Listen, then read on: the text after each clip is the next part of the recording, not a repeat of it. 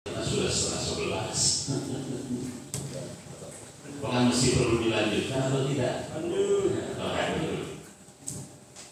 Sudah sangat banyak sebetulnya yang disampaikan. Oleh karena itu, seperti biasa, saya ingin mencoba melihat dari sisi yang lain. Namun sebelumnya, saya ingin memperlihatkan untuk kalau yang 12 sama-sama diberi buku ini. Saya nulis mulai tanggal 3 Januari sudah hampir penuh ya. Tulisan kemarin pernah dengar belum dakwahnya Wahwel yang 20 pesan? Masih ingat ya? Sebagian. Akoin.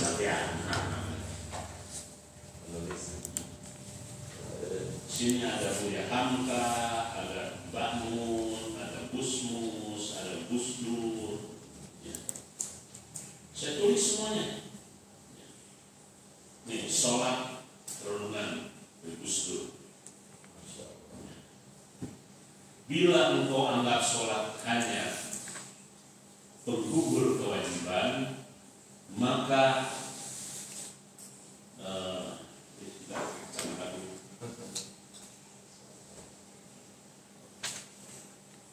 engkau akan terburu-buru mengerjakannya. Bila engkau anggap sholat hanya sebuah kewajiban, maka kau tak akan menikmati hadirnya Allah saat kau mengerjakannya. Itu tentang sholat semuanya. Gusdur. Ini bangun saya sampai menangis ya. Yang kecil-kecil barang. Jika engkau melihat seekor semut terpeleset dan jatuh ke air, maka angkat, tolonglah, barangkali itu menjadi penyebab dan bertumbuh di akhirat. Hanya semut. Jika engkau menjumpai batu kecil di jalan yang bisa mengganggu jalannya muslimin, maka singkirkanlah, barangkali itu menjadi penyebab dimudahkannya jalanmu menuju surga. Jika engkau menjumpai anak ayam terpisah dari induknya, maka ambil dan susulkanlah dia dengan induknya. Semoga itu menjadi penyebab Allah mengumpulkan dirimu dan keluargamu di surga. Masya Allah. Terus banyak lagi banyak.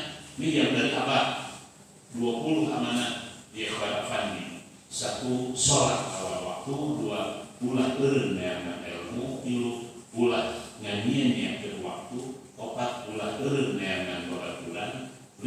Pertahankan akidah murni. 6. Lamun hayang maju. Ulah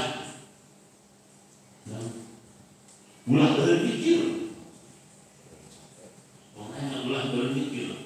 Lamun hayang maju kudu daek capek. Ulah embung disebut bodoh. Kesalahan ulah embung disebut sahandakeun. Ke-10 sagala nutu riba kadiri gara-gara diri. Bubar diri aya dina diri andil.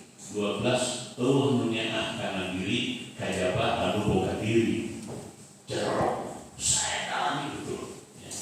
13 harga diri kumaha diri. 14 ari ngitung kudu dihiji. Ulah ujung-ujung angka sarapan. Coba dalamnya. Mun keur nyieun fondasi tong waka mikir genteng. Sanajan teu lumpat tapi ulah cici.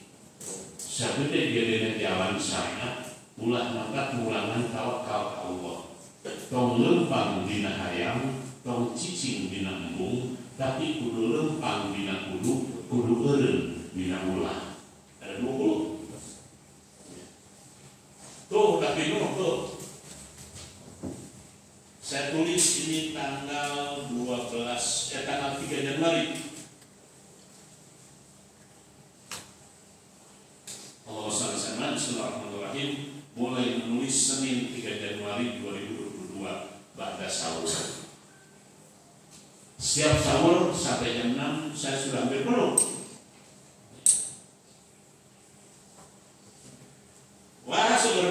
sanes-sanesnya ada Imam Syafi'i, ada Buya Hamka dan lain sebagainya. Tuh rupa-rupa apa nulis nage, malu lah tunduk teh.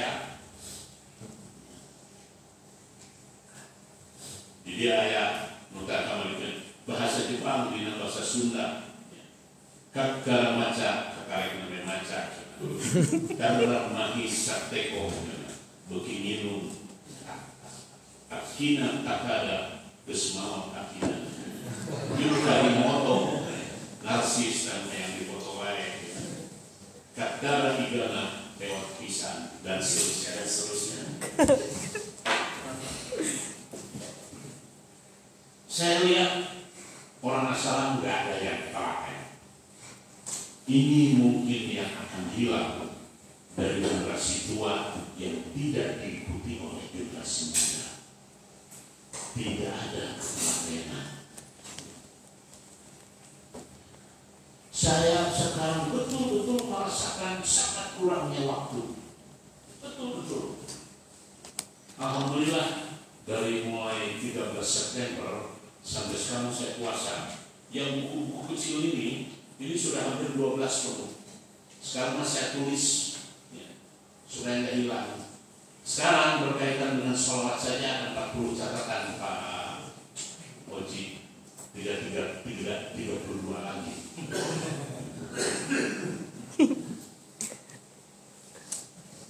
Maksud saya harus termotivasi.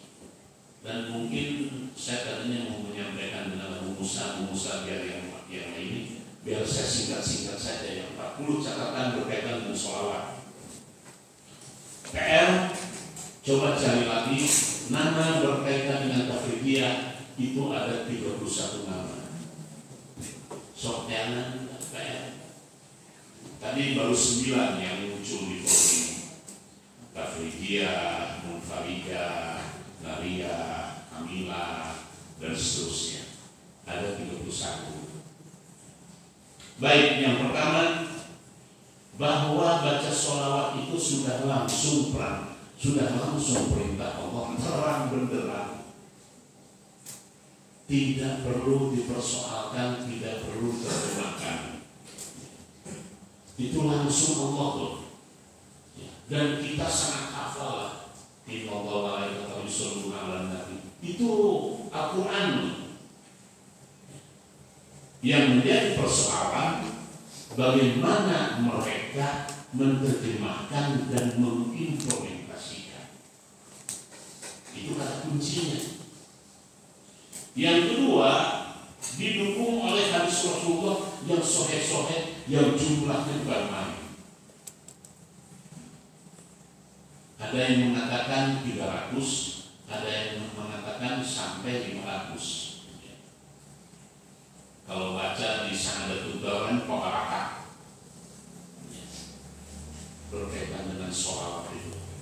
Yang kedua, kemudian yang ketiga, Allah, malaikat, kaum muslimin berbeda makna dan cara mengekspresikannya. Tadi sudah dijelaskan. Maksud Allah sholawat, rahmat dan sebagainya. Maksud malaikat sholawat seperti ini. Maksud manusia seperti ini. Masing-masing berbeda cara mengekspresikannya. Ini yang tidak dijelaskan oleh orang Wahabi. Mereka sangat mengeneralisir dan sholawat disimpangkan, diselewengkan artinya. Yang keempat, ini yang harus kita pahami, yang nampaknya tidak banyak dibahas lagi. Sholawat adalah bentuk puncak anugerah dan penghormatan Allah kepada Rasulullah SAW. Puncak anugerah. Dan ini hanya diberikan kepada Rasulullah, tidak kepada nabi-nabi yang lain, tidak kepada makhluk yang lain. Itu puncak. Puncak anugerah dan puncak penghormatan.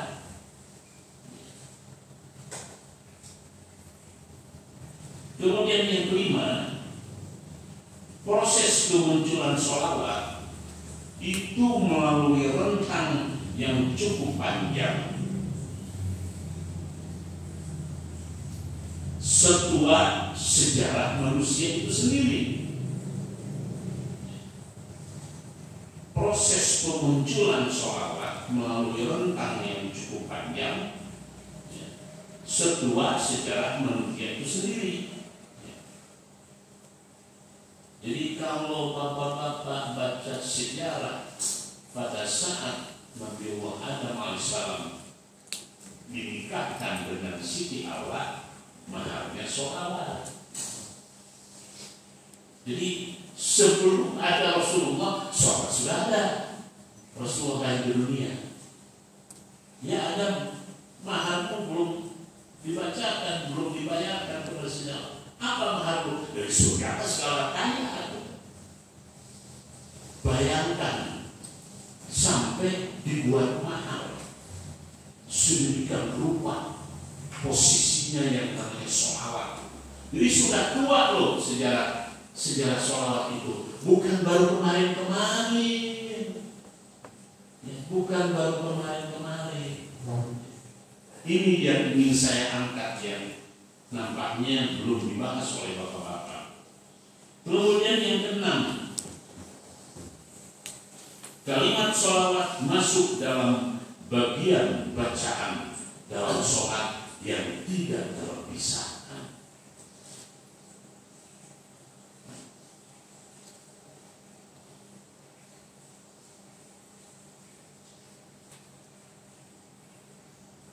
Sholat itu ibadah makhluk kan, Pak Asidnya dan masuk ini sholawat. Nanti saya jelaskan yang lain-lainnya. Coba bayangkan sampai dalam sholat masuk pun. Kenapa harus dinafikan itu tentang sholawat? Ya. Kemudian yang ketujuh, menjadi bagian yang tidak terpisahkan baik di dalam khutbah, mukadimah dan yang lain-lain.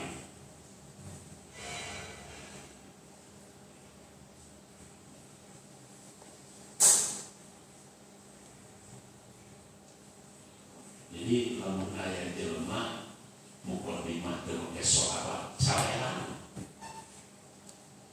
Sok di semua kitab baca resepnya mesti sholat itu dimasukkan, dan mukadimah yang lainnya. Kemudian yang ke-8, sholawat ditempatkan sebagai salah satu syarat agar supaya doa mudah dikabulkan. Itu sepakat semuanya.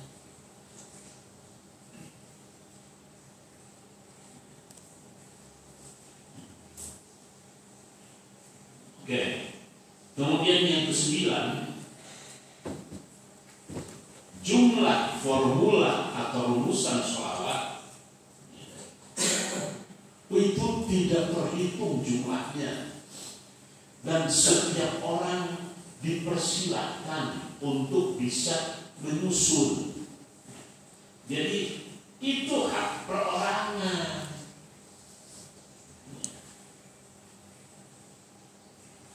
Tadi Pak Amin sudah menjelaskan ada yang makturah, ada yang wajib makturah. Tetapi itu menjadi hak perorangan. Nanti saya jelaskan keterangannya di belakang.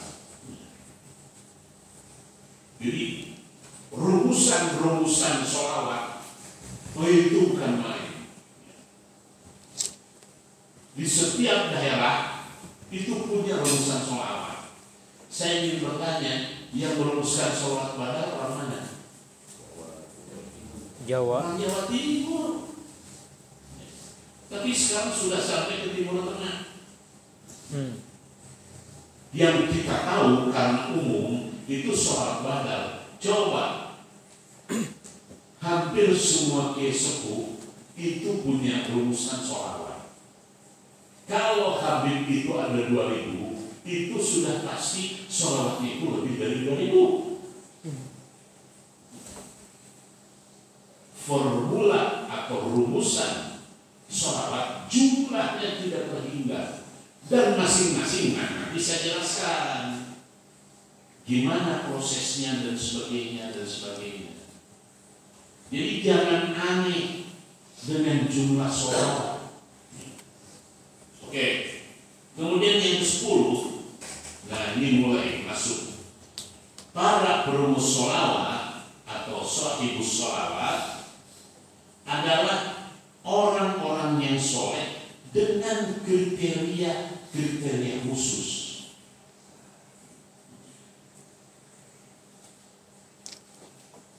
Orang-orang yang musik dengan kriteria khusus. Di antaranya ini kriteria itu yang pertama orang yang ahli ibadah, yang kedua rata-rata mudawamah memiliki wudu. Jadi mau ayah nunyan sholat preman apa sih? Salawat Kang Bahar. Yang ketiga orang yang istiqomah. Yang keempat waktu menyusun ikhlas, tidak punya kepentingan, nggak punya kepentingan mereka, ya, ikhlas. Yang kelima alim sampai ke tingkat faqih. So, bukan saja cerita atau riwayatnya orang-orang yang menyusun sholawat, apalagi sholat-sholat yang panjang kan, berjanji, simtuduror, sarful anam, itu kan sebetulnya sholawat. Ya. Mereka sejarahnya itu, dan kalau saya boleh mengatakan hampir rata-rata sufi. Nah, kemudian memiliki akhlak yang terpuji. Saya tidak melihat sejarah yang membuat sholawat itu akhlaknya tidak terpuji. Kemudian mereka tidak pernah bohong. Kemudian menguasai ilmu pendukung bahasa Arab. Tadi disebutkan manteknya menguasai, nahwu sorofnya menguasai, balaghahnya menguasai. Mereka kalau diajak berbicara masalah diri, Pak Nanan hese. Dan juga apa yang disampaikan baik oleh Pak Hasimul yang lain, karena pemikiran Mu'tazilah itu kalau sekiranya tidak diterima, tidak bisa diterima oleh rasio, mereka menolak. Padahal agama itu hampir 80% sulit didekati dengan rasio. Wah, tadi bagus semua bahasan-bahasanya. Nah, itu yang 10. para perumus. Yang 11, motif mereka menyusun, beliau menyusun. Yang pertama murni kecintaan, ya, atau puncak mahabbah kepada Rasulullah Sallallahu Alaihi Wasallam. Jadi ini murni, nggak ada niat yang lain-lain.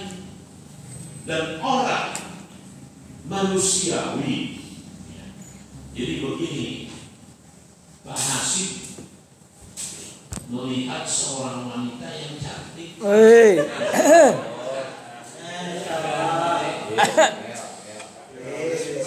Buatlah rumusan. Di wajahmu kulihat bulan berkilau.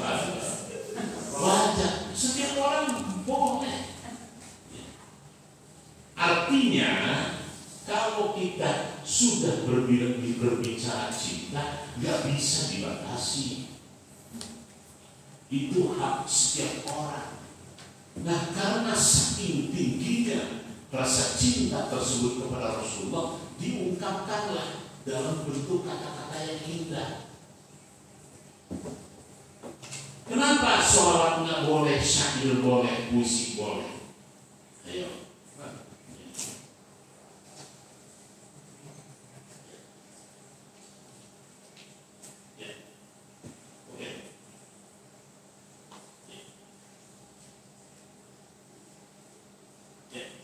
No.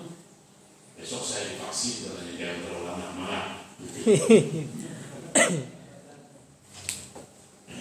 Ada lagu, ada syair, ada puisi, itu sebetulnya tidak jauh.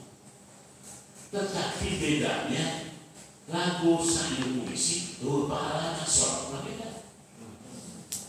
Ada yang namanya potensinya, ada yang namanya energinya. Aku lamun sholat itu benar, kurang harap tuh menangin puisi ayeuna, kurang harap tuh menangin lagu-lagu. Wah, lagu-lagu banyak loh orang Arab.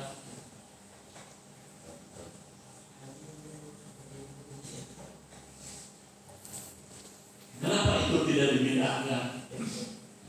Oke, baik. Yang 12, rata-rata sahibus sholawat merupakan pengalaman pribadi berdasar ilham dan lain-lain yang sangat impresif, yang sangat berkesan.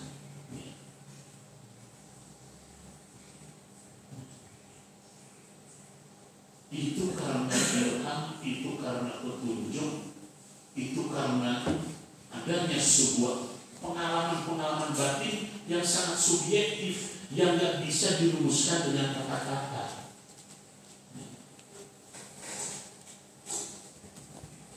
Ini bedanya dengan yang lain.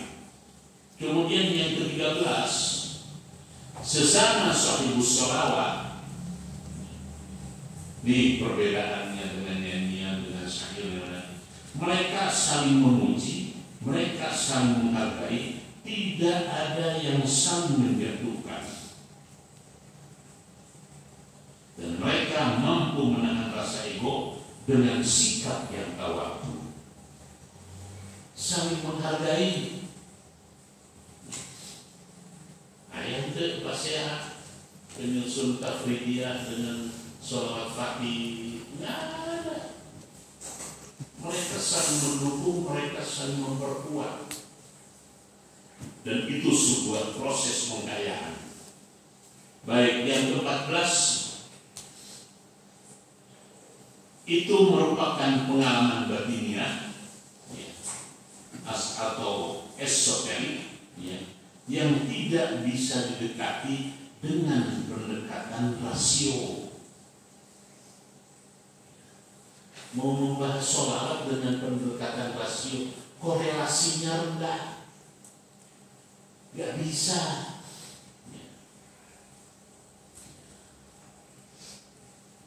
Gak bisa didekati dengan rasio.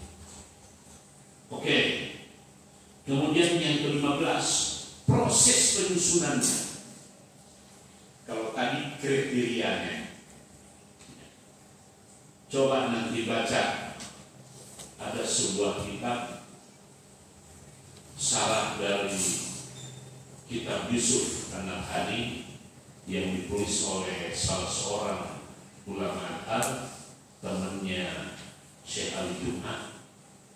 Beliau menyusun kitabnya itu bagaimana proses penyusunan sholawat. Yang pertama punya wudhu, yang kedua sholat sunat, yang ketiga tawassul terlebih dahulu, yang keempat mencoba untuk menempatkan diri dalam posisi sangat tawadhu, yang kelima ikhtiar, hati-hati, yang keenam dengan tulus dan ikhlas, yang ketujuh tidak ada kepentingan diri,